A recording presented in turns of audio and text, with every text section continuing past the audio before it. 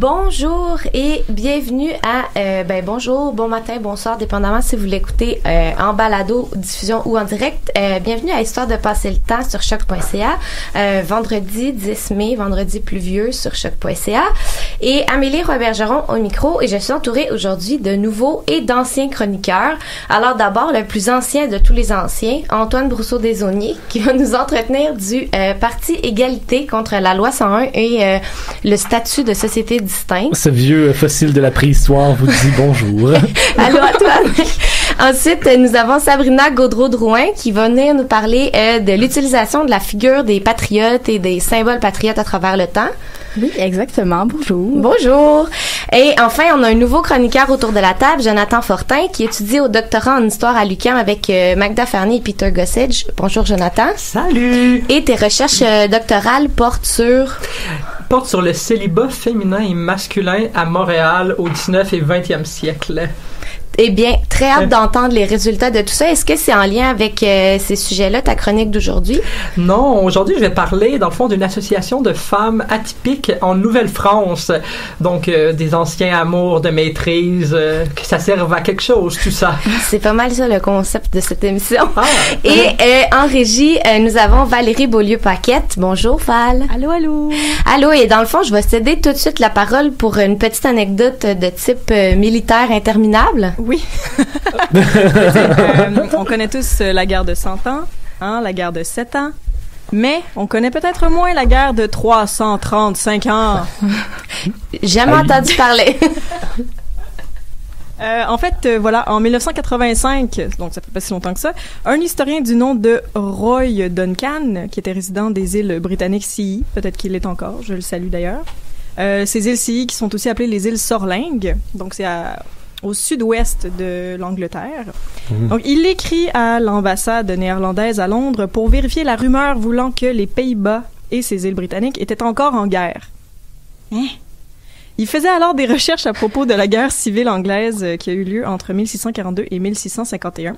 Eh bien, à sa grande surprise, l'ambassade a trouvé des documents qui suggéraient que les Pays-Bas et les îles Scilly étaient effectivement encore en guerre du point de vue légal.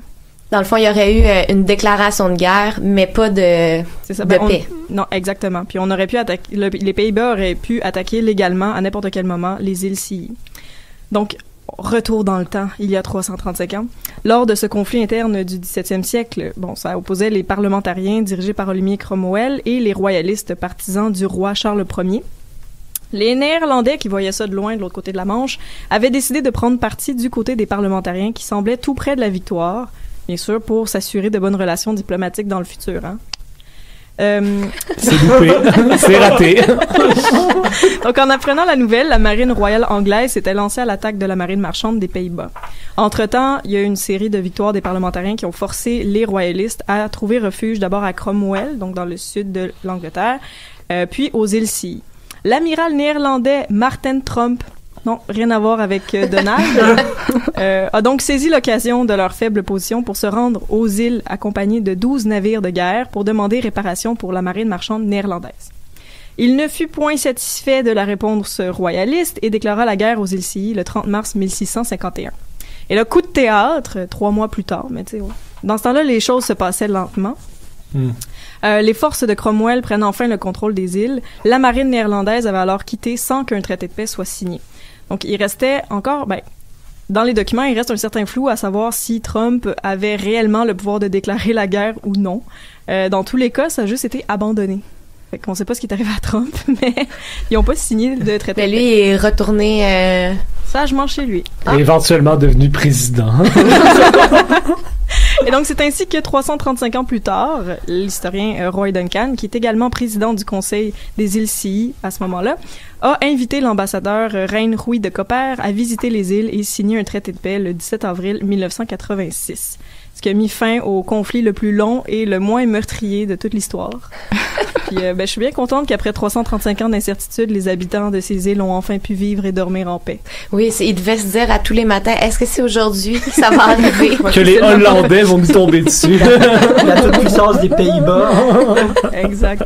Sur les très puissantes petites îles CI. Oui. Ben, merci Valérie pour cette belle anecdote plutôt ludique. De rien. Et de retour à notre programmation régulière, Sabrina, je te cède la parole sur les patriotes et les usages du passé. Merci Amélie. Ben d'abord, bonjour tout le monde. Merci de me recevoir encore cette semaine. Pour ma chronique d'aujourd'hui, ben je replonge dans mon sujet de prédilection, qui est les patriotes au Bas-Canada. Par contre, je vais plutôt me concentrer là sur les patriotes après 37-38, même si ça peut paraître un peu farfelu dit comme ça. Donc autant des littéraires que des personnages politiques qui vont s'inspirer puis parfois même se revendiquer là de l'identité des insurgés. Ce qu'on va regarder en fait, c'est la façon dont différents groupes, là, à travers le temps, tentent d'inscrire dans une certaine tradition, dans une mémoire de lutte, leurs idéaux en raccrochant leur conception de l'identité québécoise à une réalité qui semble déjà là ancienne, mais qu'on considère là, comme étant la même qu'eux, soit tout aussi libérale, moderne et émancipatrice. Bref, là, ce que je veux vous présenter, c'est comment est-ce que la figure des patriotes évolue dans le temps pour se rendre à sa réutilisation politique durant notamment la période de la Révolution tranquille. Pour commencer, là, on va faire un petit tour d'horizon rapide de la période qui suit directement les rébellions. Donc après l'échec de 37-38, on sait qu'il y a une grande période de répression envers les sympathisants du mouvement patriote. Au niveau politique, avec tous les principaux leaders là, qui sont dispersés entre les États-Unis et l'Australie, on tombe sous la gouvernance d'un conseil spécial qui va durer jusqu'à l'union des deux Canada en 1841. Bien que les Rouges et Papineau reviendront en politique, la division des anciens patriotes puis ceux qui continuent à soutenir des idéaux semblables va diluer là, l'effet du message, puis ça va faire place à une idéologie plus conservatrice sur la scène politique, puis donc en quelque sorte là, reléguer l'idéal patriote davantage à l'imaginaire collectif. Pour le siècle qui suit, on va surtout perpétuer le patriote à travers la littérature, donc parfois comme acteur principal de la fiction, mais à d'autres reprises aussi, les rébellions vont être seulement en toile de fond. Honoré Beaugrand, par exemple, qui est un personnage politique, mais d'abord un littéraire avec plusieurs classiques à son actif. Là, on pense par exemple à La Chasse-Galerie, va présenter les patriotes dans la plupart de ses romans. Dans son œuvre Jeanne la fileuse, par exemple, de 1878, qui raconte l'expatriation d'une jeune femme à Fall Rivers pour travailler dans les manufactures, qui ne semble pas à première vue lié tant que ça aux événements. Il y a un chapitre qui s'intitule 1837, puis qui explique en fait la relation conflictuelle de deux des personnages du roman à cause de leur rôle respectif pendant les insurrections en 1837. Confrontant, là, selon Beaugrand, la figure du bureaucrate anglais au bon patriote canadien. Dans ce chapitre-là, on peut par exemple lire, je passerai, et je le cite, je passerai sans transition aux événements mémorables de la Révolution de 1837. Je vous dirai pas les provocations brutales et la morgue insolente des autorités anglaises, car vous connaissez déjà les détails de cette lutte glorieuse du paysan canadien contre les prétentions insensées du gouvernement britannique. Fait que clairement, Beaugrand fait partie de ceux qui glorifient cette figure-là avec nostalgie d'avoir perdu ce combat honorable mené par les patriotes. Mais c'est ça l'habite encore beaucoup, puis pour lui, ça a sûrement été comme au cœur de conflits, puis il transpose ça à l'écrit en rappelant comme le côté très, très symbolique de ça aussi. Oui, puis exactement. Puis au début de ce roman-là en particulier, il va dire qu'en fait, c'est un pamphlet, le roman, pour rétablir la vérité sur les événements. Fait qu'on voit que c'est très, très, très personnel. La vérité en histoire. Donc, le patriote va pas rester seulement par écrit, parce qu'en 1880, Henri Julien illustre pour la première fois Le Vieux de 37 à l'occasion d'un poème de Louis Fréchette qui s'intitule Le Vieux patriote. C'est le dessin, en fait, sur lequel on voit un homme vêtu en habitant avec le fusil, portant la ceinture fléchée, le bonnet traditionnel, donc on reconnaît au patriote. L'image, on pense à patriote, l'image qu'on a, c'est celle-là faite par donc Henri Julien en 1880. Exactement. Donc, c'est avant ça, il n'y avait pas vraiment de représentation. Il y avait des représentations, mais des dessins d'hommes très ordinaires, là, pas un homme romancé là, qui a besoin de comme un déguisement justement du combattant dans le fond. Exactement. C'est vraiment ça qu'on va retrouver à partir de ce moment-là. Ce dessin-là, il est sans contredit là aujourd'hui l'un des symboles les plus connus de la rébellion, même si le dessin en soi est postérieur aux événements. On le reconnaît bien aussi parce qu'il a été utilisé par le Front de libération du Québec sur des papiers de propagande, mais aussi dans des communiqués là, pendant les années 60-70. Certains drapeaux patriotes contemporains aussi, notamment le drapeau tricolore avec le jeu 37 et l'étoile jaune, sont également les versions qui ont été créées là, par le Mouvement de libération nationale du Québec et le FLQ, puisque le drapeau officiel des Patriotes, mais c'est seulement le tricolore avec les 3 bandes, là, le vert, blanc et rouge. Ce qui m'amène à vous parler des Patriotes du 20e siècle, comme j'aime les appeler.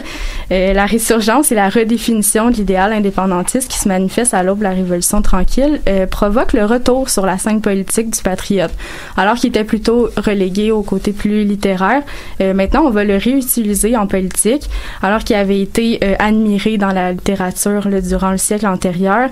Cette réutilisation-là des symboles sert, selon la théorie des mouvements sociaux, qui est élaborée là, quasi en même temps au 20e siècle, de légitimation pour les mouvements indépendantistes en s'appuyant sur un passé commun. Fait que c'est, en fait, en utilisant un élément du passé, ça permet d'appuyer les mouvements actuels et faire ressortir une mémoire de lutte qui donne un droit.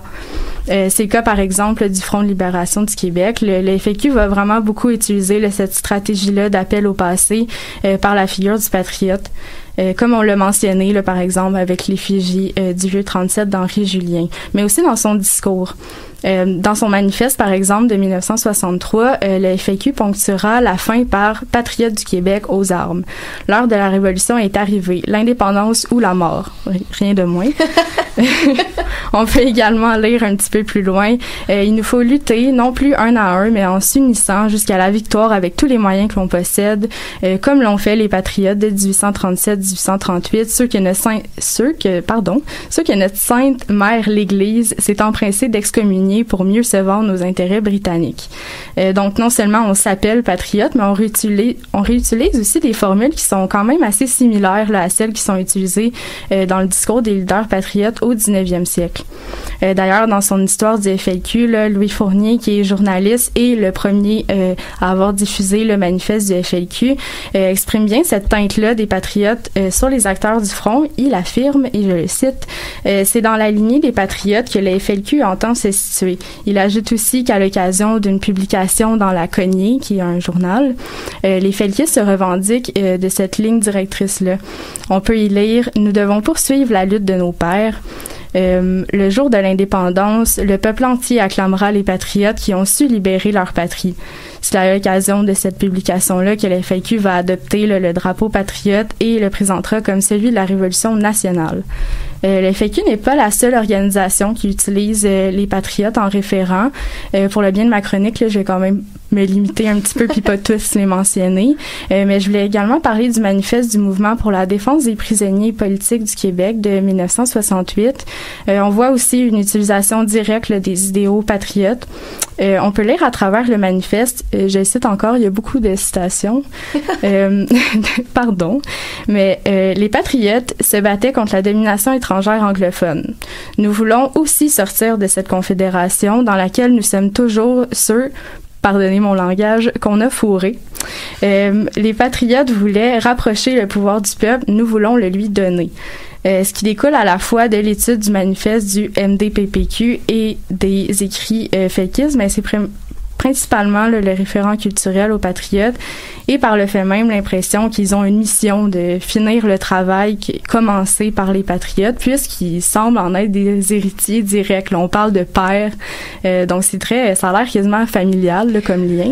Mais est-ce qu'ils utilisent dans le fond l'idée de on a été arrêtés injustement comme eux ont été arrêtés ou ils s'identifient vraiment juste à l'idée de libération du Québec sans l'idée de prisonniers, puisque les patriotes ont été beaucoup même envoyés ailleurs, très loin, puis plusieurs sont jamais revenus. Mais... Ils vont effectivement l'utiliser. Ils vont le dire là, dans les discours. On vit exactement la même chose que nos pères patriotes.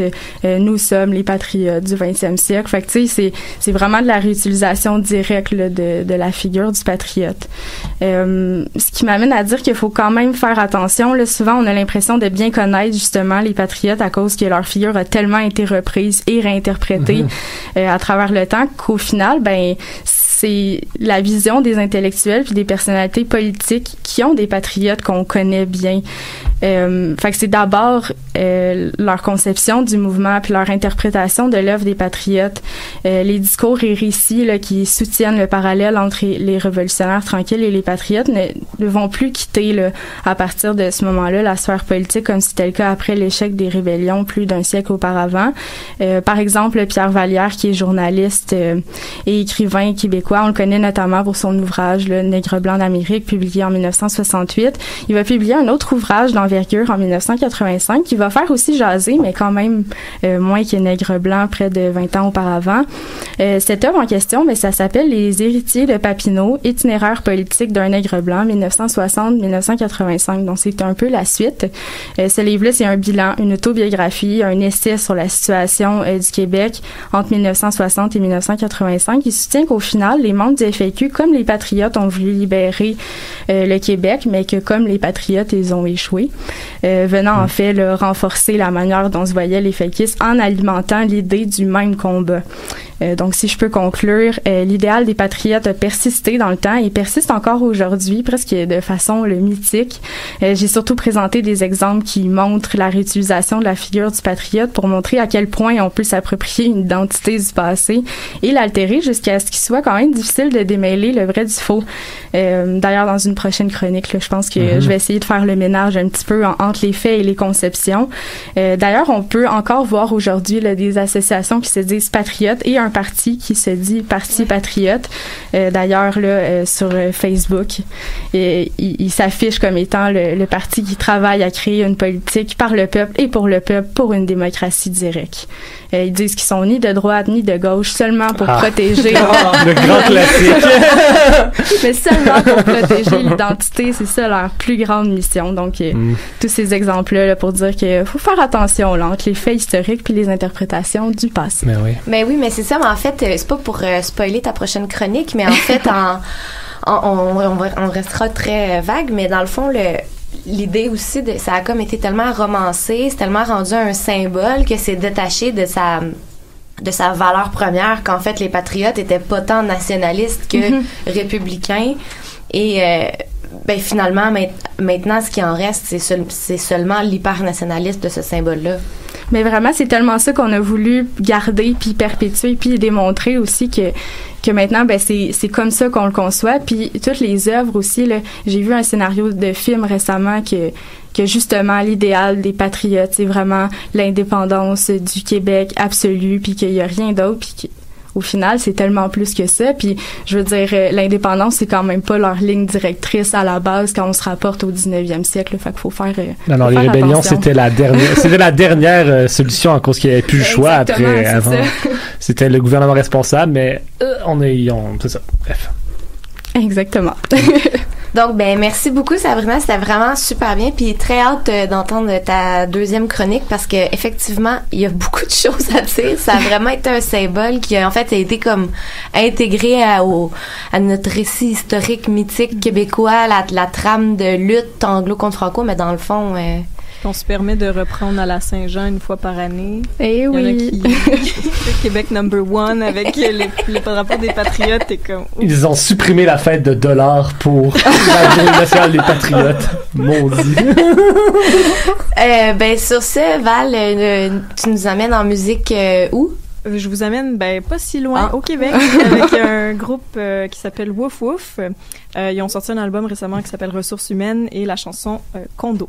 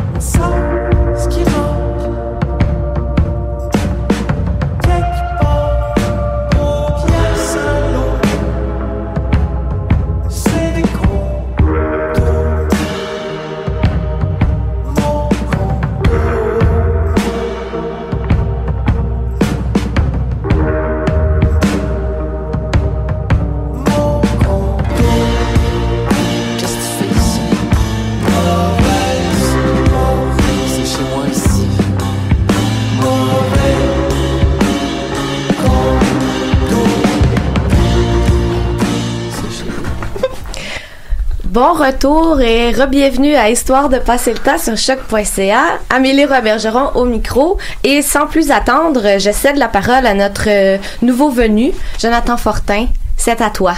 Bien, merci beaucoup, Amélie, pour cette chaleureuse invitation. Après autant, j'avais pas le choix d'accepter. On sait, Amélie a bien appris la leçon, c'est comme ça qu'on l'a eu aussi. Moi, je vais parler d'une association de femmes en Nouvelle-France fort atypique, parce que oui, il n'y a pas que les Jeanne Mance et les Marie l'Incarnation, mais il y a aussi des femmes plus ordinaires dont on gagnerait à en entendre parler pour comprendre cette période fantastique. Mais pour commencer, je vais vous donner un petit contexte historique, à savoir c'est quoi la ville de Québec, parce que c'est là qu'elles habitent à l'époque, c'est loin Québec, d'être... la capitale, mais qu'on ne connaît pas tant que ça. Ben voilà, hein, ça n'a pas toujours été un bastion conservateur reconnu pour ça. Il y a autre chose derrière Québec. Et... Pas vrai. Désolé. Alors c'est ça, Québec, au 18e siècle, c'est... fort peu d'habitants. C'est 2500 habitants en 1716, selon le recensement, et 8000 au milieu du 18e siècle. Il y a quand même une bonne croissance dans les premières années, mais ce que tu me disais tantôt même, c'est que ça plafonne après pendant... Oui, ben il y a la guerre de la conquête, hein, donc ça va stagner pendant un bout, il va y avoir une petite régression. Donc, malgré sa faible population, c'est un lieu de pouvoir.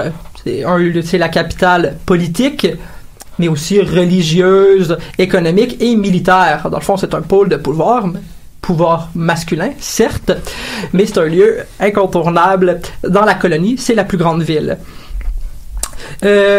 Donc, c'est ça. C'est, dans le fond, un espèce de centre économique important. On va étudier une association qui est des marchandes. C'est important de savoir. Je vais passer à quelques éléments biographiques de ces femmes. De nos deux, madame. Oui. Catherine Damien et Angélique Chenet. Je vais commencer par Catherine Damien, qui est née en 1670. Elle est la fille de deux personnes d'origine modeste, Jacques Damien, qui est, dans le fond, un domestique arrivé de France avec sa femme, Anne de Quincourt. On entend parler pour la première fois de Damien en 1685, lorsqu'elle a à peine 15 ans et qu'elle contracte un mariage avec un homme nommé Guillaume Lefebvre, de 14 ans, son aîné. Donc, mais quelque chose de bien normal pour l'époque. Là. Mais rien de scandaleux jusqu'à présent. Seulement pour cette période-là, vu qu'après le 17e siècle, ça se normalise, il faut comprendre, il y a quand même somme toute peu de femmes. Les mariages tôt, c'est un fait du 17e siècle, pas du 18e, parce que là, c'est plus dans la vingtaine. OK. C'est quand même important. Donc, c'est ça. Elle contacte ce mariage-là et elle va devenir veuve à peine 2 ans plus tard. Ah. Ça, c'est ça. Ouais, voilà. Les choses de la vie, hein, les hommes, ça meurt. Ben, il était quand même plus vieux qu'elle de beaucoup. Oui, mais il reste somme toute quand même assez jeune. Hein. On parle qui est mort au début de la trentaine. Là. J'ai commencé il y a 50 ans. C'est ça. Donc, et 2 mois seulement après, elle va contracter un autre mariage. Comme quoi, même si techniquement, il faut respecter une individualité. Il y avait une file d'attente. Une liste d'attente. Et voilà. Donc, elle contracte un mariage avec un dénommé Jacques Suire dit Saint-Fort, qui est un tourneur de bois, mais aussi actif dans le commerce. Hein. Donc, on peut comprendre que ses bases dans le commerce, son savoir provient probablement de ses 2 premiers mariages. Mais ce qui est intéressant dans ce mariage-là, c'est pas tant le mariage en tant que tel. Je veux dire, c'est la manière dont il se termine. Ben oui. Dis-moi. Eh bien, ça se termine pas par la mort de Jacques Suire. Non, c'est beaucoup plus passionnant que ça. Après 14 ans de ce qui ne devait pas être du pur bonheur, Catherine Damien demande l'annulation de son mariage en disant que Jacques Suire est impuissant. Impuissant. Oui, je veux dire, 14 ans, elle lui a laissé une chance. Ouais. C'est ça. Et ça ne marche pas, visiblement. Donc, elle demande aux autorités religieuses d'annuler son mariage. Ce qu'ils consentent à faire en disant... Contre toute attente, ils reconnaissent en fait que l'impuissance de monsieur est un motif de séparation. C'est le seul motif. C'est un des seuls motifs valables à l'époque pour mettre fin à un mariage. Sinon, c'est une séparation de corps ou de biens, et c'est le cas jusqu'en 1968 au Québec. Une des dernières places où le divorce va être reconnu. Donc, c'est ça. C'était le seul moyen de mettre fin à cette union-là. Les autorités religieuses déclarent le dit Saint-Fort complètement impuissant. Sur la place publique. Et inapte à contracter un autre mariage. Cependant... Ben, pour la petite histoire, était-il vraiment impuissant parce qu'on aime ça? Ouais, mais comment qu'on fait pour savoir, hein? Ben, techniquement, il regarde. Le religieux regarde si ce que ça lève.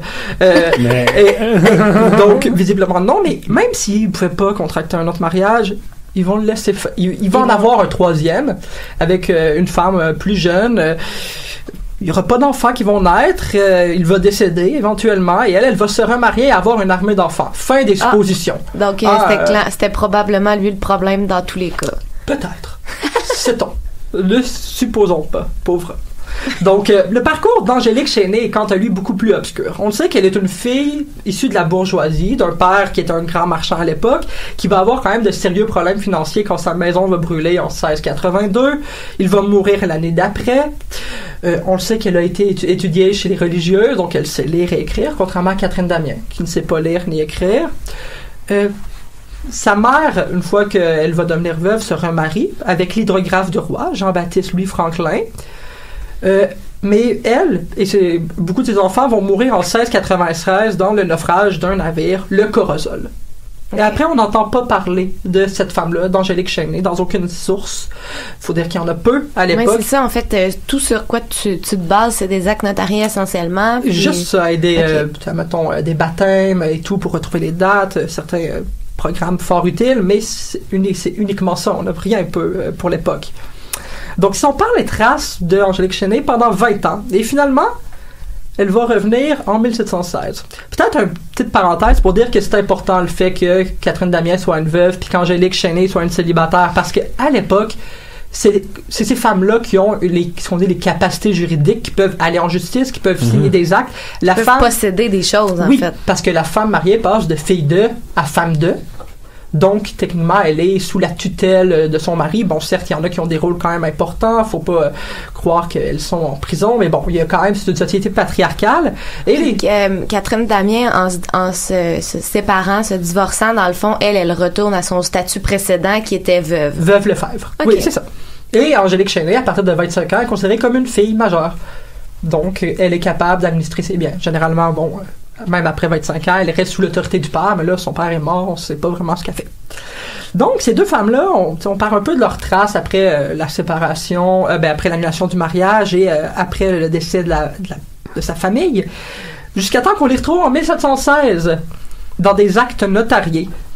On apprend que les deux habitent ensemble et font du commerce. Comment se sont-elles rencontrées? On n'en a aucune idée. Est-ce que c'était par une belle journée en marchant à Québec? On ne le sait pas. Mais bon, quoi qu'il en soit, ces deux femmes-là habitent ensemble dans une maison sur la rue Saut-au-Matelot. Sont décrites, on va le voir plus tard, comme des grandes amies. Et vont acheter un nombre de terres considérable entre les années 1716 et au début des années 1730. Puis est-ce qu'on sait d'où vient un peu leur premier capital? Parce qu'une fois qu'on en a une, on peut faire du commerce, mais c'est l'acquisition de la première, mettons, qui est difficile. Oui, mais si on le savait, les choses seraient beaucoup moins excitantes, Amélie. Donc on viendra, il faut un peu de mystère dans tout ça pour trouver ça fascinant. Oui. Donc non, on ne sait pas comment ils ont eu l'argent. Est-ce que c'était la fin de la communauté de Catherine Damien avec son second mari? Est-ce que c'était un héritage qu'Angélique Chesnay aurait reçu du décès de ses parents? On en a fort peu d'idées. N'empêche que c'est des transactions considérables quand même parfois pour des centaines de livres, même au-dessus de 1000 livres qu'elle paye comptant. Donc pour l'époque, c'est beaucoup d'argent. Je veux dire, un journalier fait environ 200 livres par année. Donc ces femmes-là, elles ont de l'argent. Et elles l'ont pour vrai. Comme physiquement, elles ont l'argent. C'est ça, donc c'est un cas qui est fascinant. Puis je veux dire, elles vont acheter des terres, justement, mais là, la question, c'est quoi leur commerce? Ouais. Qu'est-ce qu'elles font? Encore une fois, si on le savait, ça serait moins excitant. Vu que leur commerce, on a fort peu d'informations sur ce qu'elles font. Alors, on apprend des fois qu'elles vendent des fournitures, terme plutôt vague. Des divans? Oui, c'est en meubles. Et voilà. Wow. L'enceinte du bureau, en gros, était là. Donc c'est ça. Elles vendent des fournitures à un chirurgien. On apprend qu'elles achètent des terres, qu'elles vont les bailler, c'est-à-dire que les louer à quelqu'un qui va s'en occuper, du pâturage, des récoltes. Elles vont en retirer une partie. Donc on pourrait penser, elles vendent du blé, mais d'autres actes nous indiquent le contraire. Mettons, parfois quand ils ont des obligations. Donc peut-être qu'elles ont un commerce diversifié, qu'elles font plusieurs choses. Elles font peut-être de l'import-export. Clairement, voilà. Mais c'est ça. Donc, il y avait un acte qui aurait pu me dire qu'est-ce qu'elle faisait, parce qu'il y a un mot qui semble indiquer c'est quoi qu'elle vendait, mais encore une fois, ça n'aurait pas été le fun si j'avais pu le lire. Donc, il y a une espèce de tache d'encre sur ce mot-là. Donc voilà. Tout est ici, là. C'est toute ton How imagination. convenient. Moi, je Ton dis ima- c'est exprès. Non, c'est clair. Ça peut être ce que tu veux maintenant. Non, à mon avis, c'est moi qui ai un mauvais karma ou c'est ça. Donc c'est ça. Avec ces sociétés anciennes-là, il faut toujours accepter qu'il y a un mystère qui entoure les individus qu'on pourra pas tout savoir, encore moins sur des femmes comme ça qui, même si elles font partie d'une association plutôt atypique, restent des femmes somme toute ordinaires qu'on n'a pas beaucoup étudiées et qui ne font pas partie des grandes familles de la noblesse. Et qui, donc, laisse très peu de sources Voilà. et très peu d'informations sur elles. Non, c'est ça. Donc peut-être qu'elles se connaissent depuis des décennies avant 1716, on n'en a aucune idée. Hein. Bon. Mais- Oui. Bon, ok. Non, donc un dernier élément intéressant sur leur commerce, c'est qu'en 1732, Catherine d'Amiens va faire une procuration, c'est-à-dire déléguer son pouvoir à son associée, sa grande amie Angélique Chesnay, pour aller faire du commerce dans les Antilles. Ah! Oui, comme ça. Des petites vacances d'hiver. Et des petites vacances, elle a 60 ans, mais dynamique Ben, comme j'imagine que les hivers à Québec, ça devait commencer à lui peser sur le système. Pro Snowbird avant l'heure. Ah, qui ne Moi, voudrait c'était pas aller... leur paradis fiscal, peut-être. Ah, peut-être. Clairement, des femmes très mystérieuses. Très Il y a téléologique, beaucoup ça, cette d'opacité notion-là. dans leur commerce. En fait C'est ça, donc, est-ce qu'elle a vraiment été aux Antilles? Ben, si c'était un homme, on aurait sûrement appris à qui que oui. Et elle disparaît pendant de nombreuses années dans les archives, jusqu'à temps, puis là... J'y souhaite, en tout cas. Oui, ben oui, c'est ça. Donc, elle, qui cohabite, je veux dire, qui Ouais. habite dans la même maison avec son ami depuis, genre, presque 2 décennies, s'en va aux Antilles pour faire du commerce dont on sait pas quoi. Donc, ce n'est pas la fin de l'histoire, Comment ça se termine? J'imagine qu'il y a une fin un jour. Ben oui, on appelle ça la mort.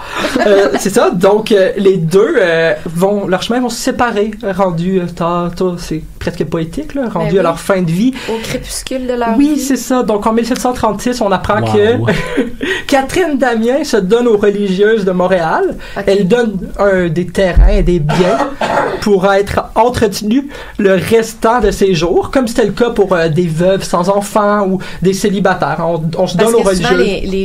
les gens qui avaient des enfants se donnaient à leurs propres enfants et Oui. donc se faisaient entretenir, ils donnaient leur terre et leur maison Oui, et voilà. se faisaient entretenir jusqu'à la fin. Étant sans enfants, elle a choisi une communauté religieuse. Oui, c'est en plein ça. Et, C'était commun? oui, quand même, pour des personnes sans enfants, toujours, ou des personnes qui pourraient être rendues trop lourdes pour leur famille, puis les communautés religieuses, ça leur permettait d'avoir du capital, des terres. On le sait, à Montréal, beaucoup de terrains sur lesquels les institutions religieuses ont été bâties sont issus de donations. Donc, c'est ça. Tandis que Angélique Chesnay, elle, que quelques années plus tard, va prendre un autre chemin qui est aussi fréquent pour les personnes célibataires. Puisqu'Angélique est célibataire, elle va donner ses biens à un couple qui demeure avec elle. À un jeune couple en échange, justement, qu'il soit entretenu pendant le restant de leur jour. Donc voilà, c'est un peu une espèce d'association atypique. Mais la Oui. question qui nous brûle tous les lèvres en ce Oui. moment, c'est la nature de leur union à ces femmes-là. Parce qu'en fait, je comprends qu'on n'a pas beaucoup de sources et tout, mais disons que 2 femmes qui habitent ensemble, Spéculons. ben, posons quelques hypothèses, disons. Est-ce qu'on peut penser qu'elles entretenaient une relation amoureuse ou de type lesbienne? de type lesbienne. Type lesbienne A, B ou C. Ben non, mais en fait... je veux dire, non, je comprends la question et oui, je veux dire, beaucoup de personnes se la posent en voyant un cas comme ça, mais on peut pas parler de lesbienne pour commencer parce que c'est un peu anachronique. Cette identité n'existe pas, puis avec les sources, on sait pas. Justement, c'était commun quand même pour des femmes de se regrouper ensemble pour des motifs économiques. C'est pour survivre ou tout simplement pour des raisons d'amitié, je veux dire, lutter contre la solitude et tout. Et peut-être qu'il y avait des relations, admettons, Charlène, on n'en a aucune idée. Par le passé, c'est sûr qu'il y en a déjà eu, mais il faut pas faire comme certaines historiennes avaient déjà fait il y a quelques décennies, une chasse aux lesbiennes, figurée, et pas avec un harpon et tout. Je veux dire, c'est ça. Donc, elle cherchait désespérément des lesbiennes dans les archives, mais c'est peut-être une C'est très mauvaise... anachronique comme façon de C'est ça. percevoir les relations, en fait. Il faut peut-être avoir un autre regard, puis se dire que pour ces 2 femmes-là, la personne la plus importante dans sa vie, c'était l'autre. Et que justement, c'était des relations sentimentales fortes, avec peut-être des relations, mais ça on le saura jamais, donc c'est pas ça qui est important. Faut vraiment avoir ça d'un autre regard. Même chose pour les périodes plus proches, admettons au début du 20e ou pour le Moyen-Âge et tout. Donc c'était ça. Avez-vous d'autres questions, voilà, qui vous brûlent les lèvres? Ça va. Non, mais merci énormément d'avoir démystifié tout ça. Puis effectivement, les femmes en Nouvelle-France, on en entend si peu parler, à l'exception de quelques figures... Madeleine de Verchères. Ouais, ou Marguerite Bourgeois, ou ces femmes-là mythiques qui ont eu des... qu'on s'en souvient encore, mais des femmes dites du peuple, on les connaît très peu. Non, c'est ça, de plus en plus. C'est une période qui commence à être connue, hein, je veux dire, avec des travaux sur les procuratrices, sur les seigneuresses faites par Benoît Grenier, entre autres. Ouais, ben, ta propre maîtrise. Sur les célibataires, et voilà. Mais oui, c'est quand même un sujet qui est extrêmement intéressant pour comprendre l'histoire de la famille et tout, puis briser un peu cette image d'âge d'or qu'on a entretenu pendant un certain longtemps, là, des familles nombreuses et heureuses pendant la Nouvelle-France, alors qu'on le voit avec l'étude des célibataires, mais cette association-là aussi, que ce n'est pas que ça. Puis que de toute façon, c'était certainement pas aussi joyeux de défricher une terre où il y avait une forêt entière dessus en élevant des enfants. Non, il y a des petits défis. Ouais, mais c'est vrai que ça aussi, ça a fait partie de notre mythe collectif très embelli, en fait. Ouais, c'est ça. Il y a d'autres versions du bonheur que de défricher une terre pendant des décennies de sa vie. Hein. Bon, en tout cas, pour moi. Oui, c'est ça. Ça, c'est une vision très personnelle. Juste pour toi. Oui, juste pour moi. Écoute. Ben là-dessus, on va s'en aller en musique. Valérie. Ben oui, encore une fois avec le groupe Wouf Wouf et leur album Ressources humaines, cette fois-ci avec la chanson Vaisseau d'or.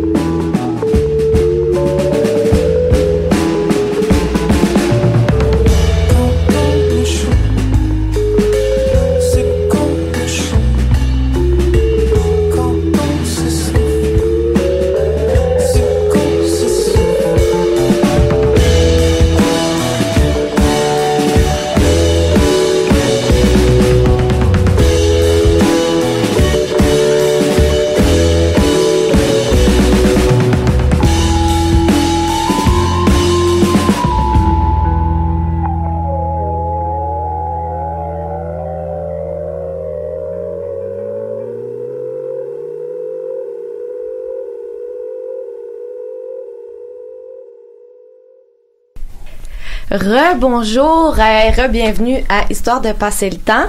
Amélie Roy-Bergeron au micro et nous entamons notre tout dernier segment avec Antoine Brousseau-Desaulniers, notre vieux routier, qui vient nous parler du charmant parti Égalité.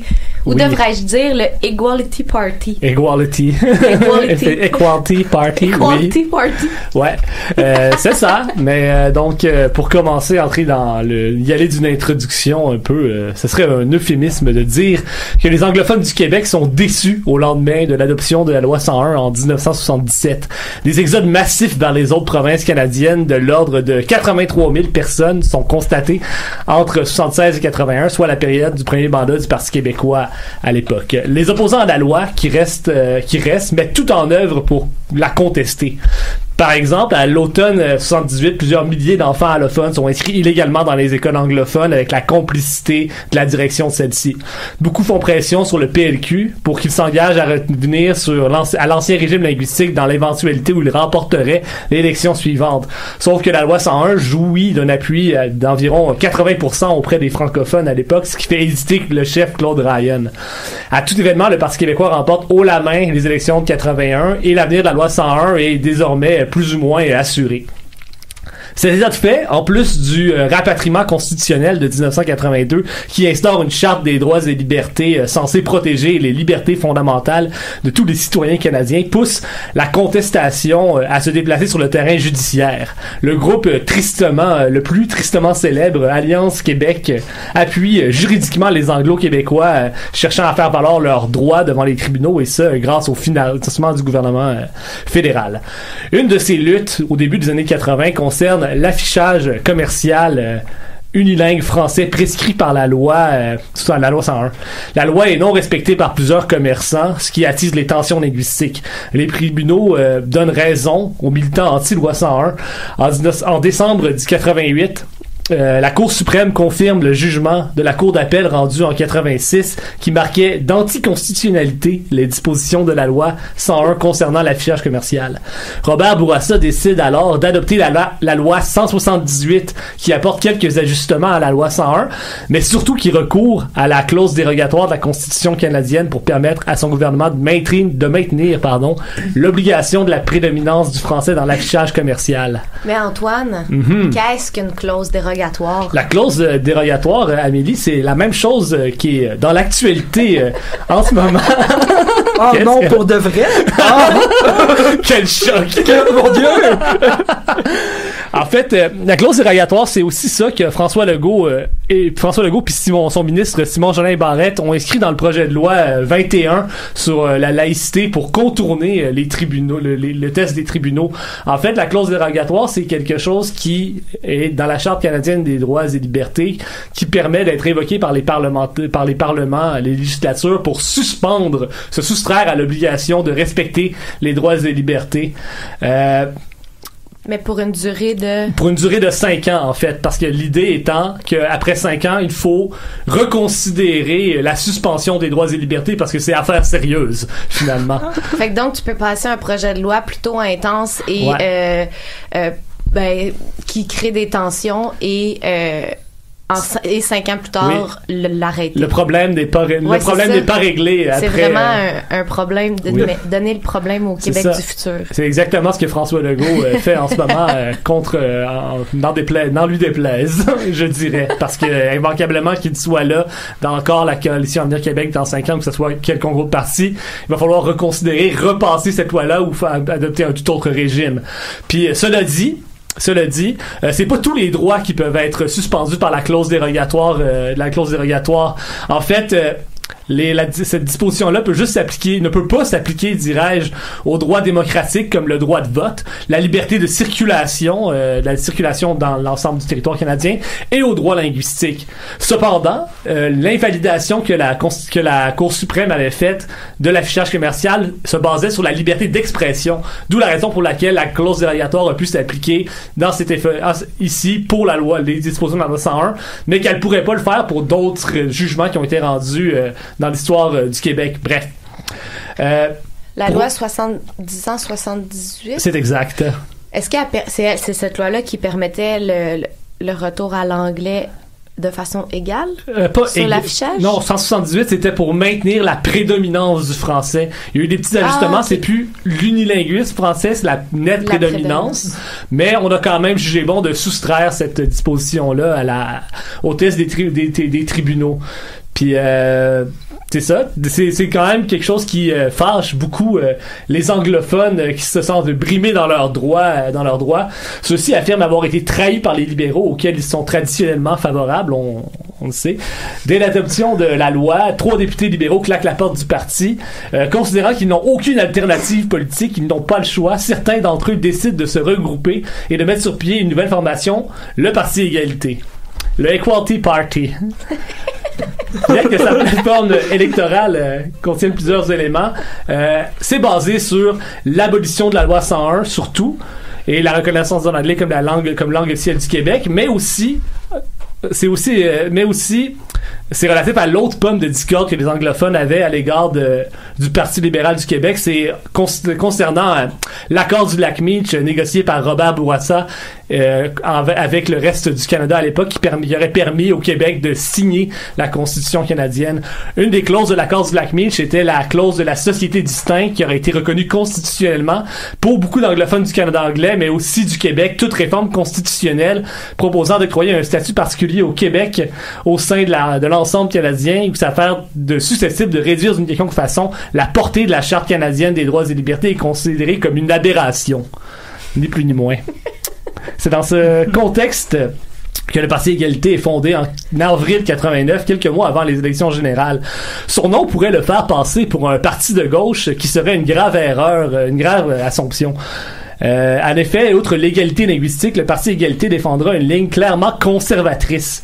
Mais en 89, ce sont les questions identitaires qui sont essentielles et elles jouent à plein. Le programme du parti demande notamment l'affirmation du droit de demeurer canadien en cas d'indépendance du Québec, l'obligation de consulter tous les Canadiens et non seulement les Québécois sur un éventuel référendum de partition, l'abrogation de la loi 101, l'autorisation pour tout Québécois de mettre ses enfants dans une école anglophone, la ratification immédiate de la Constitution canadienne, le rejet de la reconnaissance du Québec comme société distincte, une responsabilité fiscale à tous les échelons, ce qui pourrait se traduire par moins d'impôts et moins de fonctionnaires. Mais ça, ils revendiquaient ça, mais le Parti libéral du Québec était déjà en train de s'y affairer depuis son retour au pouvoir en 1985. C'était les beaux jours du néolibéralisme, essentiellement, qui commençaient. Je vois qu'ils ont été dans la modération sur leur plateforme. La grande modération, mais c'était un peu un proto-populisme, je dirais, mais avant l'heure actuelle. Bref. Est-ce que leur projet a remporté un certain succès? Un certain succès, oui, parce que lors des élections générales de septembre 89, le parti présente 19 candidats juste sur l'île de Montréal. Il y avait un autre parti, le Parti Unité, qui lui avait présenté d'autres candidats dans les régions du Québec. Il y avait une espèce d'entente, surtout dans les cantons de l'Est, en fait, mais ce parti-là, lui, a aucun succès. En revanche, le Parti Égalité, lui, a renversé les calculs, puis a fait élire 4 députés, dont le chef Robert Libman. Ce succès constitue pour plusieurs le fait marquant de la campagne de 89 qui, autrement, s'annonçait sans surprise, le Parti libéral ayant remporté l'élection haut la main. Le Parti Égalité, lui, s'attendait sans doute pas à un tel résultat dès le départ, mais les terres d'élection des députés qui ont fait leur entrée à l'Assemblée nationale, quand on regarde c'est lesquels, c'est peu surprenant. Il s'agit à chaque fois de circonscriptions montréalaises à très forte majorité d'anglophones qui votent libéraux sans hésiter depuis les années 60, certaines depuis toujours. C'est lesquelles, les circonscriptions?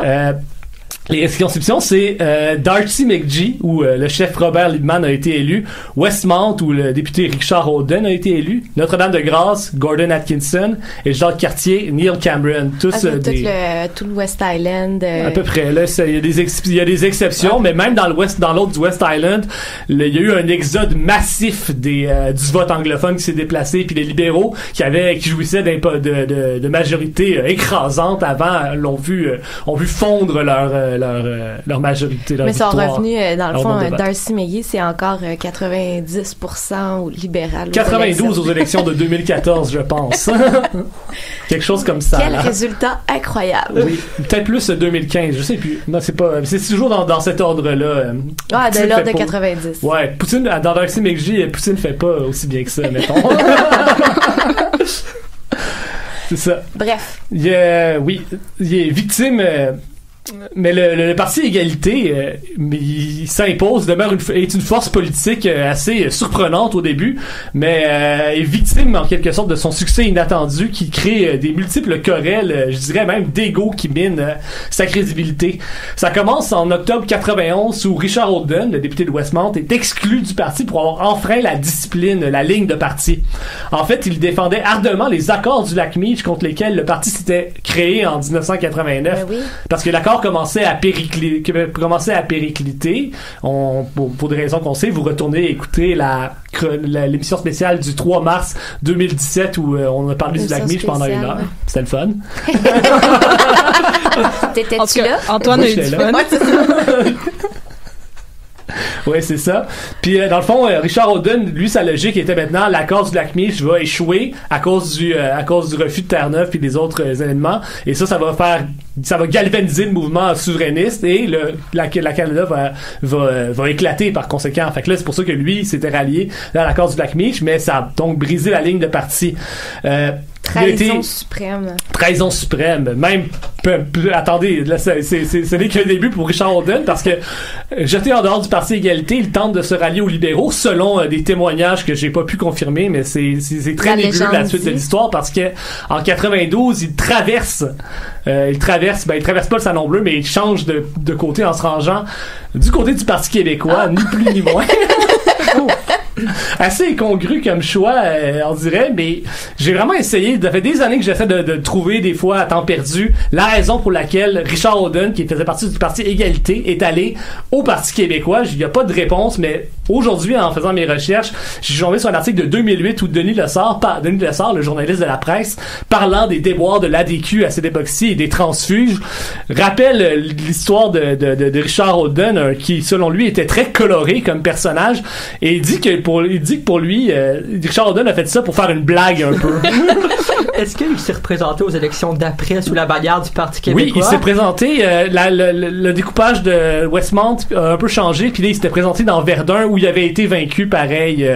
J'adore. Ouais, c'était vraiment une histoire incroyable comme ça, puis il pourra jamais le confirmer parce qu'il est par ailleurs mort en 2005. Il se serait suicidé à cause qu'il avait trop mal au dos. Bon. C'est triste. Ouais. Ouais. Des maladies chroniques comme C'est ça, j'enchaîne. Aïe, aïe. Il nous a coupé ça raide. Ouais, c'est Ben, je vrai. m'excuse, je vois le temps puis je vois la quantité de choses qu'il lui reste à dire. Non, c'est pas si pire que ça. C'est pas si pire que ça. C'est pas si pire que ça. C'est un peu la conclusion de ça parce que finalement, il continue à avoir des chicanes monumentales au sein du parti. Le parti qui a tenté même de déposer une loi qui visait à faire du français et de l'anglais les langues officielles du Québec, mais ça a eu aucun retentissement à cause qu'il était en train de se chicaner en plus de ça.